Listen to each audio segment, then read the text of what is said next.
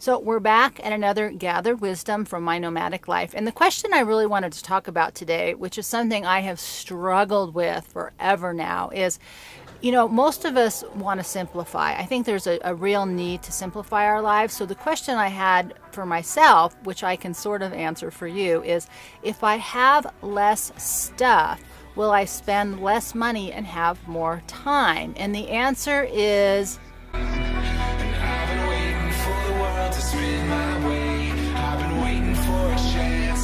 not exactly, but sometimes. And the reason I say that is what I have found when I started this process of letting go of my house and getting rid, I got rid of probably 95% of my stuff, which was exhausting. It took me a year and a half, and it's really hard. I will never collect that much stuff again. But plus, it's like, why did I buy this? I had that conversation 1,000 times because you can't get rid of it for what you bought it for, let me tell you. But so the question is if I have less stuff, will I have more time and save money?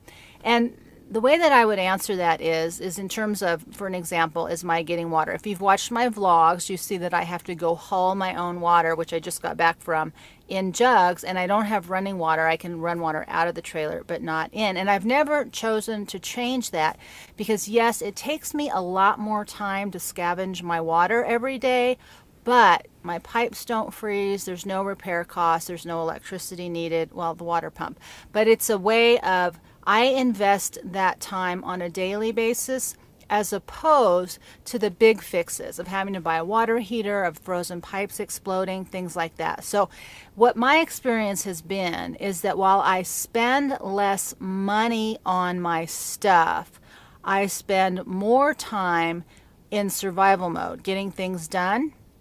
But for me, the trade-off, and this is a question you have to ask yourself, for me the trade-off is I get to be out somewhere and love all of my life, even though I may not be doing an activity I like, versus going to a job I hate to pay for a lifestyle that I think or thought I needed to have. So for me, the trade-off is absolutely worth it. Even when I'm miserable, I would rather be miserable here than trying to earn enough money to support a lifestyle that required less day-to-day time and effort, but that's just me. So the other question is, if I have less stuff, will I spend less money? And that is so up to you. One of the things that's good about being in a small space is even if I had $1 billion, I still couldn't buy stuff till the cows came home because there's nowhere to put it. So the small space has been an excellent way to curtail any unnecessary spending. A lot of people, when this tiny house, tiny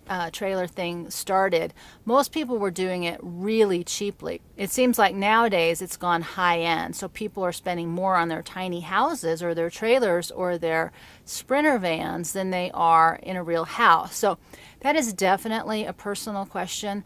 And even in terms of ongoing living expenses, that is something that can be negotiated. People have high expenses, people have low expenses. It really depends on who you are and what you feel like your needs are.